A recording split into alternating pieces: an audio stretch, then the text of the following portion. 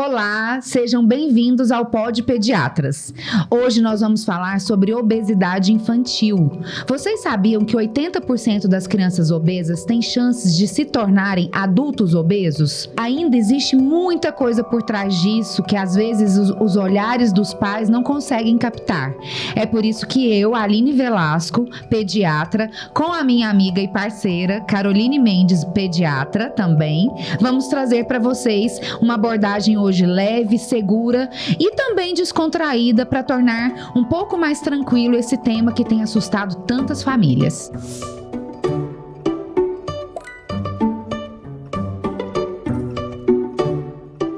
Aline, esse tema, obesidade, ele é um tema que fala não só com relação a um indivíduo da família, fala com a família toda. Então, falar de obesidade infantil é falar de uma família que sofre de um problema. E por isso é tão importante trazermos esse assunto para conversarmos de uma forma tranquila, mas embasada em ciência. Exatamente. A gente tem estudos da USP que mostram que crianças obesas desenvolvem mais esteatose hepática. O que vem a ser esteatose hepática? É o fígado gorduroso. A criança desenvolve doença arterial crônica, que é a obstrução das artérias, dos vasos. Várias doenças crônicas, elas são consequência da obesidade infantil. E é esse alerta que as famílias precisam ter. A preocupação, o que eu sempre falo para os pacientes é que não é apenas a preocupação com o peso, é a preocupação com a saúde a longo prazo daquele indivíduo. Hoje no consultório, Aline, a gente recebe mães preocupadas com a adolescência. São crianças que muitas vezes levam a obesidade desde a primeira infância até a pré-adolescência e chegam no consultório aí com essa preocupação, esse alarme com relação ao desenvolvimento da puberdade. Que é importante ser dito, que realmente vai ter uma interferência na qualidade dessa puberdade também. Então, é um tema que a gente entende que é muito importante, especialmente por um outro dado, a partir de um estudo feito em 2023. Esse estudo nos diz que cerca de 50% das nossas crianças podem ter obesidade em 2035. Então, em 10 anos, né? A gente pode ter uma obesidade em cerca de 50% de nossas crianças. E por que esse dado da Organização Mundial de Saúde deixa a gente tão alerta? Por que falar sobre obesidade é tão importante? Por que a obesidade é uma patologia, é uma doença, é uma comorbidade muito mais perigosa do que a gente imagina? Justamente pelas doenças crônicas que essas crianças desenvolvem. Diabetes tipo 2 está relacionada à obesidade. Hipertensão, e cada vez isso tem acontecido mais cedo. A gente tem pegado crianças jovens, porque esses dados são referentes à faixa etária de 5 a 19 anos. Pega ali a adolescência e a primeira infância ainda. Então, essas crianças já vêm apresentando hipertensão, diabetes, dislipidemia, que é o colesterol alto. As neoplasias estão relacionadas. Câncer também pode acontecer em decorrência da obesidade. Por quê? Porque a obesidade é um processo inflamatório crônico. Então, esse processo inflamatório crônico, ele deixa esse sistema imunológico sempre alerta e faz com que essas doenças acabem sendo desenvolvidas por essas crianças, por esses adolescentes. Quando uma família chega com esse problema, o problema da obesidade, Aline, eu acho extremamente importante a gente destacar todos esses problemas, que a criança fique ciente de tudo isso e que a família abrace a causa e que haja uma mudança como família para que a gente tenha êxito no propósito que é a perda de peso, o ajuste aí de uma vida saudável. Eu acho que também a gente tem que trazer a pauta do bullying. Por quê? A obesidade não é uma doença com um comprometimento só orgânico, nem só estético. É um comprometimento emocional. Então, cada vez mais cedo, crianças têm desenvolvido transtornos alimentares, seja por compulsão alimentar, sejam transtornos como anorexia, bulimia, que são decorrentes dessa vivência da obesidade na infância, porque a gente sabe que o bullying, o preconceito, a discriminação, as piadinhas em família, as comparações, deixam marcas naquela criança, marcas emocionais verdadeiras. E esses transtornos emocionais, ansiedade, depressão, podem estar muito relacionados à questão da obesidade. E para a gente ter uma noção de como isso afeta as crianças, a gente tem, por exemplo, os dados do aumento enorme dos casos de ansiedade, dos casos de depressão, das ideações suicidas, que essas crianças têm vivenciado na adolescência e até mesmo na infância, em decorrência desse transtorno alimentar que às vezes começa muito cedo, por erros que a gente vai permitindo acontecer ali no dia a dia. O que é obesidade? Obesidade é um índice de massa corpórea desajustado, desalinhado, alterado. Só que na infância, isso é um pouquinho diferente do adulto, que tem um número de marco. A gente tem a curva, naquele cartão que a gente acompanha todos os meses, e através daquela curva existem os percentis, e através desse índice a gente entende o que é saudável, o que está dentro do limite aceitável ali para a idade e para o sexo da criança, certo? E o que não está no limite aceitável. Então, a gente primeiro tem que estabelecer o diagnóstico. Está, não está dentro do limite adequado, até mesmo para a gente entender o sobrepeso e fazer a prevenção ali adequada para essa família, a gente ter esse alarme, né? Ó, eu tenho que mudar porque essa criança, ela tá num ponto ali que se a gente não mudar esse estilo de vida, se a gente não mudar a forma de alimentar e de viver, essa criança daqui a pouco vai ser um obeso, vamos ter complicações como a gente citou aí. Então é interessante a gente entender o que é a obesidade e como a gente pode prevenir para que essa criança não tenha um desfecho de doença. Existia muito a cultura de que bebê saudável é bebê gordinho, criança saudável é criança gordinha. A cultura do passado, mas ainda isso vigora em alguns locais, a gente vê que é o bebê fofinho, é o bebê bonitinho. É importante a gente saber que os bebês acima do peso, as crianças acima do peso, elas desenvolvem resistência insulínica muito mais precocemente, até antes dos 5 anos de idade. Uhum. E isso vai predispor a um diabetes, a uma obesidade crônica, a um transtorno muito mais crônico e muito mais arrastado. Então, por isso a importância do que você falou, dessa avaliação criteriosa que o pediatra vai estar fazendo dessa criança para mensurar essa curva de crescimento, para fazer essa avaliação individualizada do IMC. Não é só a gente pegar, fazer uma conta num aplicativo e jogar numa tabela. Criança e adolescente é completamente diferente. Completamente diferente. Isso vai ser totalmente individualizado, levando em consideração a curva desde o nascimento, o padrão familiar, o padrão genético daquela criança. Então, pais, mães, a gente precisa ter atenção de que não é só o nosso olhar para o nosso filho. Ah, está magrinho, está gordinho. É importante uma avaliação muito criteriosa, não é mesmo, Carol? Sim. Além desse olhar criterioso, hoje está muito em evidência algumas medicações. Porque a gente não adianta. Falar de obesidade é falar de tratamento, é falar, além do tratamento, de medicações que está na boca do povo, mas que não deve ser usado por todo mundo. Indiscriminadamente. Né? Mas a gente já tinha até conversado sobre isso, né? Sobre o Ozempic e como a sociedade brasileira se posiciona com a medicação. E você leu, né, sobre a medicação, o que a sociedade tem falado sobre Ozempic, sobre Saxenda, sobre os análogos de GLP-1? Existe um artigo do New England Journal of Medicine, que é uma revista de referência na sociedade médica.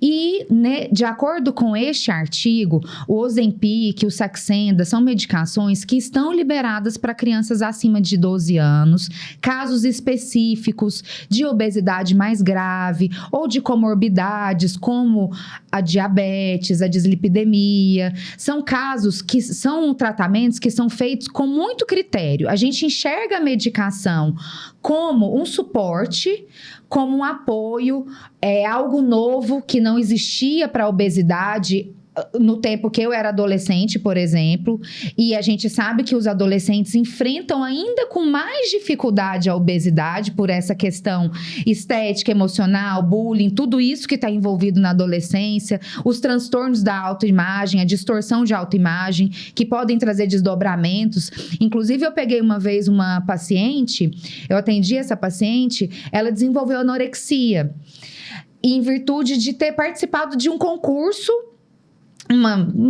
uma disputa, e alguém ter feito uma referência de que ela estava fora do peso, fora do padrão ideal. Então, isso na adolescência é muito pesado. Ela desenvolveu uma anorexia muito grave, com necessidade de internação hospitalar para dar suporte para o déficit nutricional e a desnutrição que ela chegou. Então, a gente tem que ter esse olhar tão atento por isso. As medicações vão ser empregadas? Vão. Quando? Quando a sua equipe médica achar que é o momento. Quando o endocrinologista, o pediatra, o médico que acompanha o seu filho achar que é o momento de entrar com aquela medicação. Até mesmo porque a gente precisa entender que a medicação, ela não muda o comportamento. Sim. E a obesidade é uma doença comportamental. Sim. É a sua relação com a comida, é a sua relação com a atividade física, é a sua relação com os hábitos de vida que vão fazer com que você tenha uma boa evolução no tratamento da obesidade. Sim. E eu falo isso porque eu luto com a balança desde os 10 anos de idade. Eu brinco que eu acho que eu fui a primeira criança a tomar adoçante, aspartame, com 10 anos de idade. Porque com 10 anos de idade, minha mãe me levou no nutricionista, porque isso já era um problema para mim em relação à autoestima, em relação a essas comparações, a esses comentários. E é uma luta eterna. E eu já lancei mão de várias abordagens, várias tentativas para emagrecer. Isso é o normal da pessoa que luta com a obesidade. Ela vai lançar mão de todo tipo de dieta, de todo tipo de chá, de todo tipo de medicação que sugerirem. Isso vai te ensinar a ter uma boa relação com a comida? Não, não vai. Isso vai te ensinar a colocar a atividade física como uma realidade na sua vida? Sim. Quando chega o problema, bate na nossa porta esse problema, eu costumo falar que a obesidade, ela é muito individualizada, Aline. Cada um tem um motivo para ter obesidade. A obesidade, ela pode ser simplesmente por maus hábitos. A pessoa come errado. Pode ser por uma ansiedade. Pode ser um transtorno de ansiedade associado. Pode ser que essa criança ela tenha uma condição genética, uma condição familiar. Então, assim, a primeira coisa, a gente estava falando sobre individualizar os casos, né? A gente, no episódio anterior, falando de APLV, a doutora falou muito sobre isso, sobre individualizar. E na obesidade não é diferente. Na obesidade, a gente tem que entender qual é o caso daquela criança, qual é o caso daquela família, ouvir atentamente e fazer aquela família, aquela criança entender onde está a saída. Um outro dado que chama a atenção é sobre diabetes correlacionado à obesidade. Diabetes tipo 2, popularmente conhecida como diabetes mellitus tipo 2, DM2, ela está intimamente ligada a estilo de vida. Cerca de 80% dos casos de DM2 são revertidos apenas com mudança de estilo de vida. Olha isso. Mas a gente vê tantos casos de pacientes na vida adulta, insulino-dependentes, por conta de não ter corrigido isso, né? Então, e a gente vê tantas pessoas tendo problemas cardiológicos, problemas aí de insulinodependência e problemas renais crônicos morrendo por conta de não se atentarem, de não terem cuidado da obesidade. Então, é um assunto que é importantíssimo, é urgente falarmos sobre. É um caso de saúde pública, né? A obesidade é uma epidemia no mundo. Não pode deixar de ser falado. Não pode deixar de ser falado. É uma epidemia no mundo e tem crescido cada vez mais nos países em desenvolvimento. O Brasil está entre um dos países com uma grande incidência de obesidade. E a gente precisa chamar aqui na responsabilidade toda a família.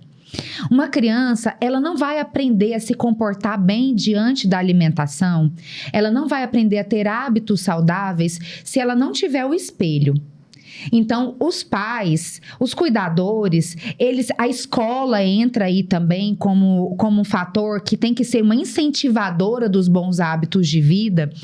Eles têm que ser exemplo. Sim. Não adianta você falar para o seu filho sair da tela, que inclusive é uma das questões mais relacionadas hoje em dia à obesidade, porque as crianças que passam mais de 2 horas por dia na tela têm uma chance muito maior de desenvolver obesidade. Então, não adianta querer que a criança saia da tela, que a criança vá para praticar uma atividade física e coma bem. Então, é importante fazer uma avaliação familiar. A gente tem que chamar toda a família na responsabilidade. Não adianta você instituir uma dieta individualizada. Sempre que eu orientava os pacientes no ambulatório relacionados à obesidade infantil, eu sempre conversava com as famílias dizendo o seguinte: a dieta que serve para a criança com obesidade serve para toda a família, porque é a dieta mais saudável que existe. Todo mundo vai alimentar bem.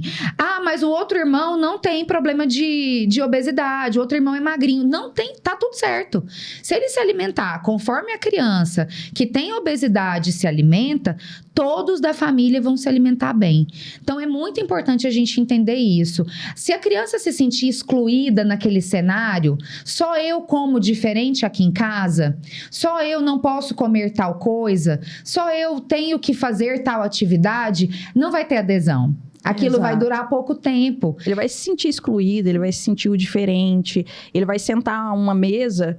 Isso aconteceu na minha casa. Minha irmã teve um problema sério de obesidade e meus pais amam cozinhar. Então, ela tratava da obesidade com aquela dieta super restrita numa mesa extremamente rica. Ela chorava, Aline. Ela chorava. E a gente perguntava, por que você tá chorando? Olha a ignorância. A gente perguntava, por que você tá chorando? E aí ela falava, gente, eu só queria comer. Olha que judiação pra uma criança. É muito difícil para uma criança passar vontade de comer alguma coisa. Eu oriento também um fator importante para os pais. Quem faz o supermercado, quem faz as compras da sua casa, é o pai, a mãe, são os responsáveis. A criança não vai sozinha ao supermercado. Não adianta me dizer que a criança só quer comer determinado produto, que eu não vou citar o nome, porque esse produto só está na sua casa porque você comprou. Então, quando você tem uma criança que tem um transtorno de compulsão alimentar, que tem um transtorno de obesidade, faça as compras de acordo com aquilo que aquela família pode consumir. E aí vem uma dica que está muito em alta agora, que é o descasque mais e desembrulhe menos. O que essa criança precisa comer? O que essa criança precisa consumir? Essa família precisa consumir? Aquilo que você compra mais feira e menos mercado. Então, se você coloca mais frutas, mais verduras, mais legumes, você vai colocar menos ultraprocessados, que são aqueles alimentos cheios de corantes, conservantes, condimentos que estão nas prateleiras do mercado. E, gente, isso é gradativo. Nada que é radical funciona na obesidade. Nada. Já fiz todas as dietas radicais existentes. É tudo que o povo usa. É assim, é uma coisa que nunca funcionou na vida, que são as dietas milagrosas, mas é o que todo mundo procura. Todo mundo procura, porque todo mundo quer uma resposta rápida. Todo mundo quer se livrar rapidamente da obesidade. A obesidade é um sofrimento que a pessoa carrega, que a criança carrega. Então, se você vende... Por isso que o mercado vende tantas ideias, vende tantas propostas milagrosas, as mágicas para resolver a obesidade. E isso, em relação à obesidade infantil, tem crescido também.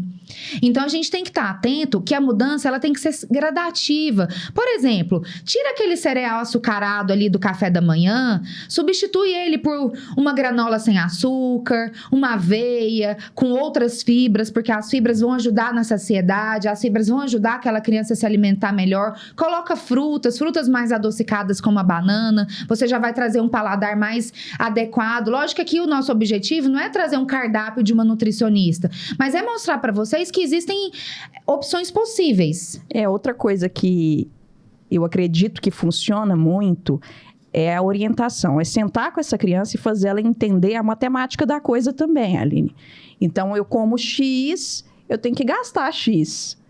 Porque se eu não gastar X, eu vou continuar ali depositando mais, vou estar ganhando mais peso, eu vou estar depositando mais de gordura e etc. E vou estar subindo na balança e os números não vão estar batendo. Então, eu tenho que orientar essa criança, que ela tem que comer bem, e ela tem que fazer atividade física, e ela tem que comer com qualidade.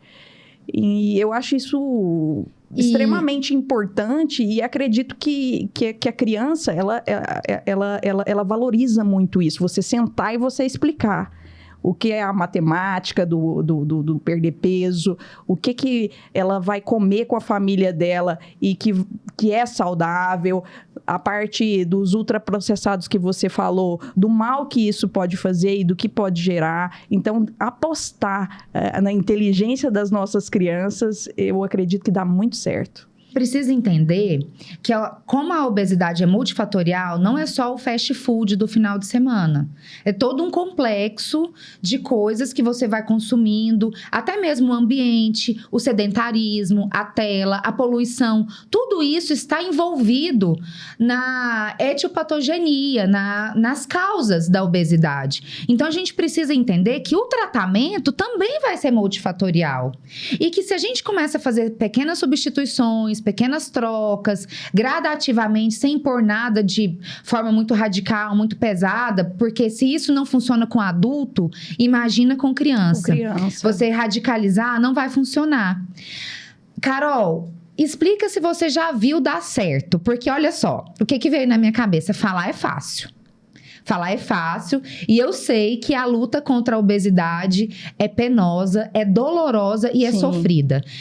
Para criança, você já viu dar certo? Eu vou até trazer um caso. Uma mocinha de 9 anos de idade, ela chegou no consultório com a obesidade, a gente colocou lá no gráfico, isso que eu trouxe para vocês sobre ensinar, eles entenderem, dá certo. Dá certo sim. Esse caso dessa menina deu super certo. Não deu certo só para ela, não. Deu certo para a família toda. Então, ela não só perdeu peso e continuou aí no seu desenvolvimento pleno, da puberdade, que é tão importante, é um período tão importante que precisa estar em dia aí com a saúde para que tudo dê certo, como a família aderiu. Olha, os pais precisam estar muito atentos também à questão da publicidade. Carol, a gente que tem criança, é um terror ir ao supermercado com uma criança. É uma luta, porque as ofertas, as propostas, os atrativos, os personagens no pacote de biscoito, tudo, até a altura que eles colocam as guloseimas ali na prateleira, já própria para a criança alcançar com os olhinhos dela na boca do caixa ali, para você já ir embora levando mais várias guloseimas para casa. Então, eu particularmente, pessoalmente, tenho essa dica. Se a sua criança tem um transtorno de compulsão alimentar, se ela está atravessando essa fase de mudança de hábitos, não precisa, leva, né, gente? Por não favor. Precisa levar ao supermercado. Leva ao hortifruti, ensina ela a escolher uma verdura, ensina ela a escolher... Olha que legal, que divertido. Escolher como que é. Ah, isso aqui tá bom, isso aqui é saudável, isso aqui é de qualidade. A gente faz essa pergunta, é de qualidade? Tem bom preço? Eu estou precisando? Então, faz esse jogo com a sua criança para que ela aprenda a desenvolver também o consumo saudável e o consumo consciente. Sim, isso devagar, né, Aline? Devagar, porque isso vai fazer parte do processo. Sim. Você aprender a consumir o que você vai comer vai fazer parte de todo o seu processo de lidar com a alimentação no decorrer da sua vida. Sim. Tem um truque que é uma troca por semana. Então, começa uma vez na semana, escolhe uma refeição que está em desajuste com esse cardápio, com essas orientações, troca, faz a substituição e tenta fazer com que isso funcione por 1, 2, 3 semanas. Depois a gente passa para uma nova troca. Então é isso, pessoal. Falamos sobre obesidade, que é uma epidemia silenciosa. Se você gostou desse episódio, se fez sentido para você, compartilhe com mais famílias. Nós fazemos maior questão de falar sobre esse assunto e proliferar a ideia de que obesidade deve ser tratada e deve ser encarada como um problema.